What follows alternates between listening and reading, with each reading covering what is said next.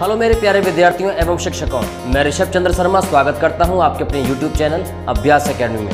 तो विद्यार्थियों, अभी तक की वीडियोस में हमने देखा कि एसिड, बेस और सॉल्ट किन्हें कहा जाता है और एसिड, बेस एंड सॉल्ट का हम अपने दैनिक जीवन में यानी कि डेली लाइफ में कहाँ यूज़ करते हैं। तो उन वीडियोज़ के लिंक मैंने आई बटन में भी दिए हुए हैं और उन वीडियोज़ के लिंक मैंने डिस्क्रिप्शन बॉक्स में भी दिए हुए हैं, तो वहाँ जाकर आप इन वीडियोज़ को देख सकते हैं। तो आज के इस वीडियो में हम डिस्कस करने वाले हैं एसिड एंड बेस की केमिकल प्रॉपर्टीज के बारे में, यानी कि अम्ल एवं क्षार के रासायनिक गुणधर्मों के बारे में। तो आइए विद्यार्थियों, समय बर्बाद ना करते हुए शुरू करते हैं आज का वीडियो। तो आइए विद्यार्थियों समझते हैं कि एसिड एवं बेस की केमिकल प्रॉपर्टीज क्या होती हैं, यानी कि अम्ल एवं क्षार के रासायनिक गुणधर्म क्या होते हैं। तो विद्यार्थियों, सबसे पहली प्रॉपर्टी हम ले रहे हैं कि यदि हम अम्ल की अभिक्रिया किससे कराएं, धातु के साथ में कराएं, यानी कि अम्ल यानी कि एसिड की रिएक्शन हम किससे करवाएं, मेटल से अगर करवाते हैं, तो विद्यार्थियों किन उत्पादों की, किन प्रोडक्ट की प्राप्ति हमको होती है। अगर अम्ल की अभिक्रिया धातु से यानी कि एसिड की रिएक्शन अगर अपन मेटल से कराते हैं, या फिर बेस यानी कि क्षार की रिएक्शन किससे कराते हैं, धातु यानी कि मेटल से कराते हैं, तो दोनों ही स्थितियों में हमको लवण यानी कि सॉल्ट और हाइड्रोजन गैस की प्राप्ति होती है।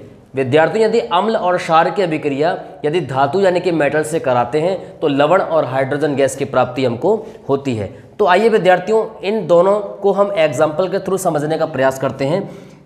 यहाँ पर हमने सल्फ्यूरिक एसिड लिया हुआ है और जिंक की रिएक्शन किससे करवा रहे हैं, सल्फ्यूरिक एसिड के साथ में करवा रहे हैं। तो यहाँ पर सल्फ्यूरिक एसिड क्या है, अम्ल, और जिंक क्या है, आपकी मेटल यानी कि धातु है। तो यदि हम सल्फ्यूरिक एसिड की रिएक्शन अगर जिंक से करवाते हैं, जिंक एक धातु है, एक मेटल है, जिंक से करवाते हैं, तो लवण कौन सा प्राप्त होता है हमको, जिंक सल्फेट, यानी कि जिंक सल्फेट सॉल्ट हमको मिलता है और हाइड्रोजन गैस की हमको प्राप्ति हो जाती है।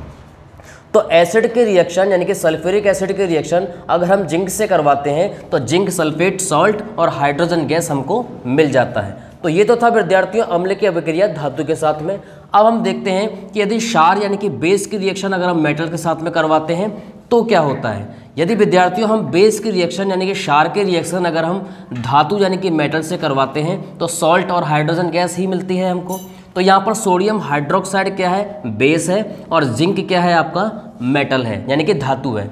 तो सोडियम हाइड्रोक्साइड की रिएक्शन यदि हम जिंक से करवाते हैं तो कौन सा सॉल्ट बनता है विद्यार्थियों, सोडियम जिंकेट। क्या बनता है, सोडियम जिंकेट। ये एक सॉल्ट है यानी कि लवण है और यहाँ पर हाइड्रोजन गैस हमको मिल जाती है।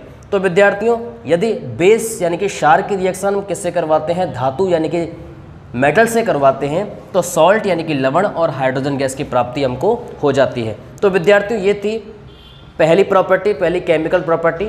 अब आते हैं सेकंड केमिकल प्रॉपर्टी पे कि यदि धातु कार्बोनेट यानी कि मेटल कार्बोनेट या धातु हाइड्रोजन कार्बोनेट यानी कि मेटल हाइड्रोजन कार्बोनेट की रिएक्शन अगर हम किससे करवाते हैं, अम्ल यानी कि एसिडों से करवाते हैं, तो क्या बनता है विद्यार्थियों, किन उत्पादों की प्राप्ति हमको होती है, लवण, जल और कार्बन डाइऑक्साइड की प्राप्ति हमको होती है। विद्यार्थियों, यदि धातु कार्बोनेट या धातु हाइड्रोजन कार्बोनेट की रिएक्शन अगर हम एसिड यानी कि अम्ल के साथ में करवाते हैं तो लवण यानी कि सॉल्ट, जल यानी कि वाटर और कार्बन डाइऑक्साइड गैस हमको प्राप्त होती है। आइए विद्यार्थियों, इनको एग्जाम्पल के थ्रू समझने का प्रयास करते हैं। सोडियम कार्बोनेट, यहाँ पर सोडियम क्या है, धातु है, तो सोडियम कार्बोनेट की रिएक्शन अगर हम एसिड यानी कि हाइड्रोक्लोरिक एसिड के साथ में करवाते हैं तो सॉल्ट कौन सा बनता है, सोडियम क्लोराइड, वाटर और कार्बन डाइऑक्साइड गैस की प्राप्ति हमको होती है।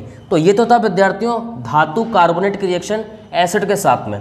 अब हम समझते हैं धातु हाइड्रोजन कार्बोनेट की रिएक्शन एसिड के साथ में। यहाँ पर सोडियम हाइड्रोजन कार्बोनेट की रिएक्शन किससे करवा रहे हैं, हम हाइड्रोक्लोरिक एसिड के साथ में करवा रहे हैं, और क्या बन रहा है विद्यार्थियों, किन उत्पादों की प्राप्ति हो रही है, सॉल्ट, लवण क्या बन रहा है आपका, सोडियम क्लोराइड, जल और कार्बन डाइऑक्साइड गैस की प्राप्ति आपको हो रही है। तो धातु कार्बोनेट या धातु हाइड्रोजन कार्बोनेट, यहाँ पर धातु क्या है, सोडियम, तो धातु कार्बोनेट धातु हाइड्रोजन कार्बोनेट की रिएक्शन यदि हम एसिड के साथ में करवाते हैं तो क्या बनता है, सॉल्ट यानी कि लवण, जल और कार्बन डाइऑक्साइड गैस की प्राप्ति हमको होती है। तो विद्यार्थियों, ये थी second chemical property.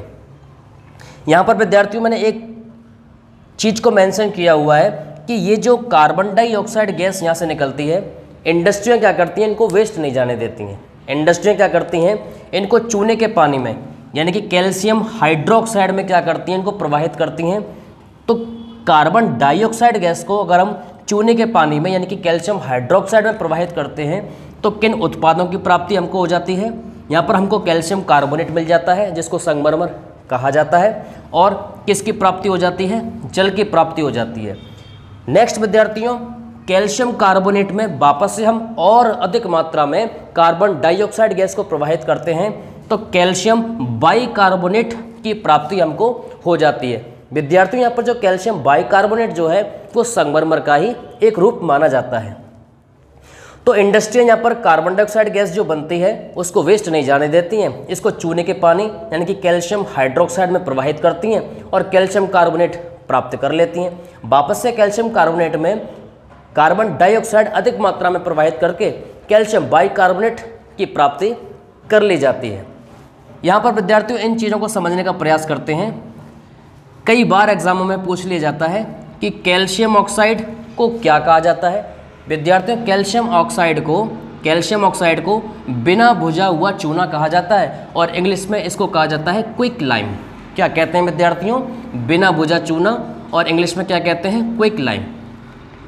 Calcium hydroxide को क्या कहा जाता है विद्यार्थियों, बुझा हुआ चूना। क्या कहते हैं, बुझा हुआ चूना, या फिर चूने का पानी इसको हम कह सकते हैं। इंग्लिश में क्या बोलते हैं विद्यार्थियों, स्लैग्ड लाइम। क्या बोलते हैं, स्लैग्ड लाइम।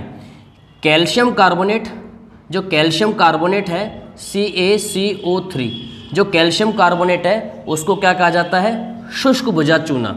शुष्क भुजा चूना कहा जाता है और इंग्लिश में कहा जाता है इसको लाइमस्टोन। क्या कहते हैं, लाइमस्टोन। विद्यार्थियों, जो कैल्शियम कार्बोनेट है इसका एक नाम और है जिसको कहा जाता है संगमरमर। क्या कहा जाता है, संगमरमर। इंग्लिश में क्या बोलते हैं, संगमरमर को मार्बल कहा जाता है।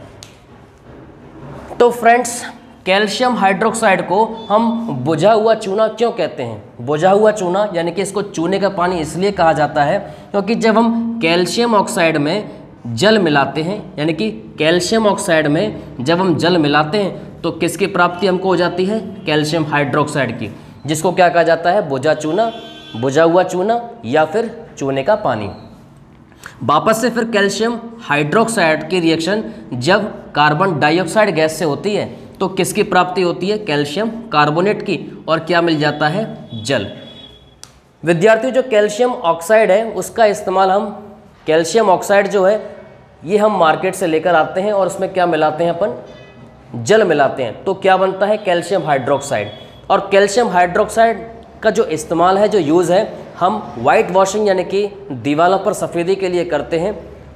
तो जब कैल्शियम हाइड्रोक्साइड का इस्तेमाल अपन दीवार पर सफ़ेदी के लिए करने के बाद क्या होता है, जो कैल्शियम हाइड्रोक्साइड है वो एटमॉस्फेयर में प्रेजेंट जो कार्बन डाइऑक्साइड गैस है, जो कार्बन डाइऑक्साइड गैस है उससे रिएक्शन कर लेती है और क्या बन जाता है विद्यार्थियों, दीवारों के ऊपर कैल्शियम कार्बोनेट। और बनने वाला जो जल है यानी कि जो वाटर है वो सन हीट से यानी कि सूर्य के प्रकाश से क्या हो जाता है, एवापोरेट हो जाता है। अब विद्यार्थियों, नेक्स्ट केमिकल प्रॉपर्टी समझते हैं कि यदि एसिड यानी कि अम्ल की रिएक्शन हम किससे करवाते हैं, बेस यानी क्षार से करवाते हैं, यानी अम्ल की रिएक्शन अगर हम क्षार से करवाते हैं तो किन उत्पादों की प्राप्ति हमको होती है, लवण और जल की प्राप्ति हमको हो जाती है। तो विद्यार्थियों, थर्ड केमिकल प्रॉपर्टी के अंदर अगर हम एसिड की रिएक्शन अगर बेस से करवाते हैं यानी कि अम्ल की रिएक्शन अगर क्षार से करवाई जाती है तो लवण और जल यानी कि सॉल्ट और वाटर की प्राप्ति हमको होती है। आइए विद्यार्थियों, इसको एक एग्जाम्पल के थ्रू समझने का प्रयास करते हैं। यहाँ पर हाइड्रोक्लोरिक एसिड क्या है, अम्ल है, और सोडियम हाइड्रोक्साइड क्या है, आपका बेस है यानी कि क्षार है। तो यदि हाइड्रोक्लोरिक एसिड की रिएक्शन यानी कि अम्ल की रिएक्शन अगर हम सोडियम हाइड्रोक्साइड यानी कि बेस से करवाते हैं तो सोडियम क्लोराइड यानी कि लवण और वाटर यानी कि जल की प्राप्ति हमको हो जाती है। तो हाइड्रोक्लोरिक एसिड की रिएक्शन यदि सोडियम हाइड्रोक्साइड से करवाई जाती है तो सोडियम क्लोराइड और वाटर बन जाता है। तो ये थी विद्यार्थियों थर्ड केमिकल प्रॉपर्टी।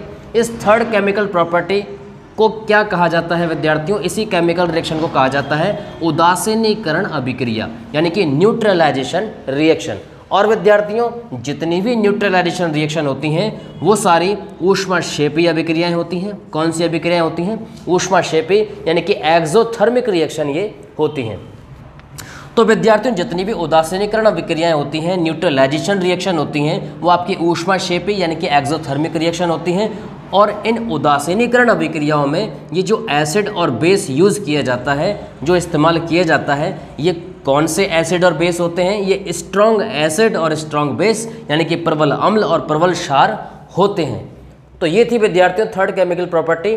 अब समझते हैं फोर्थ केमिकल प्रॉपर्टी को कि यदि धात्विक ऑक्साइड यानी कि मेटेलिक ऑक्साइड के रिएक्शन यदि हम अम्ल यानी कि एसिड से करवाते हैं तो लवण यानी कि सॉल्ट और जल की प्राप्ति हो जाती है।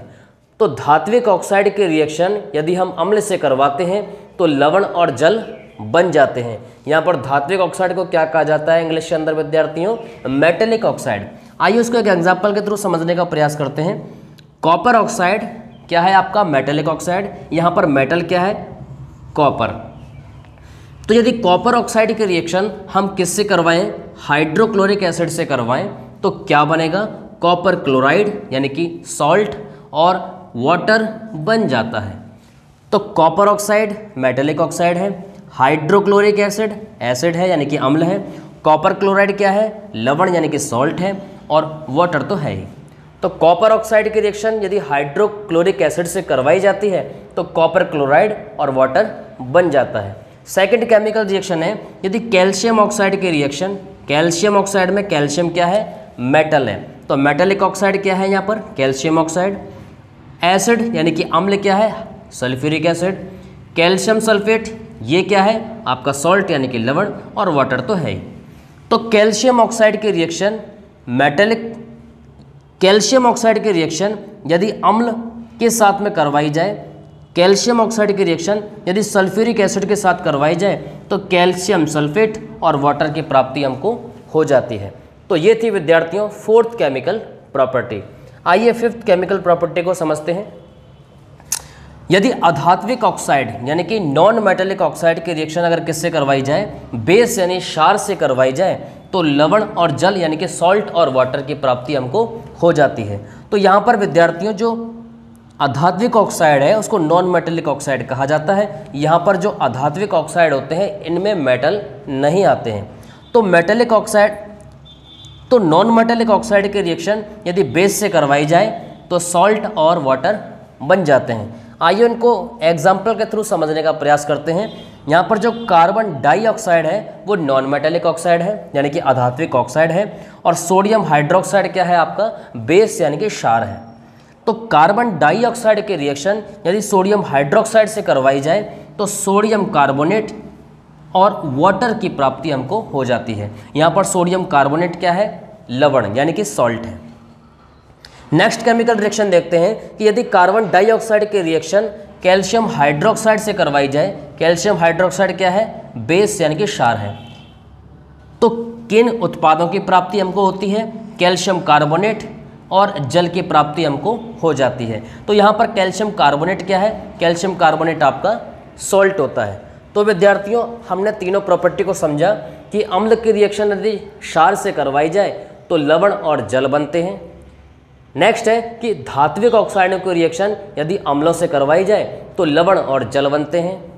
नेक्स्ट है अधात्विक ऑक्साइडों की रिएक्शन यदि क्षारों से करवाई जाए तो लवण और जल की प्राप्ति हमको होती है। तो ये थे विद्यार्थियों रासायनिक गुणधर्म अम्ल और क्षार। तो विद्यार्थियों उम्मीद करता हूँ आज का पढ़ाया हुआ आपके समझ में आया होगा। अगर फिर भी आपका कोई डाउट है तो कमेंट बॉक्स में अपने डाउट शेयर करें, मैं उनको सॉल्व करने में आपकी पूरी मदद करूँगा। तो फिर मिलते हैं विद्यार्थियों नेक्स्ट वीडियो में एक नए टॉपिक के साथ। अपना ध्यान रखें, स्वस्थ रहें, पढ़ाई करते रहें। तब तक के लिए जय हिंद, जय भारत।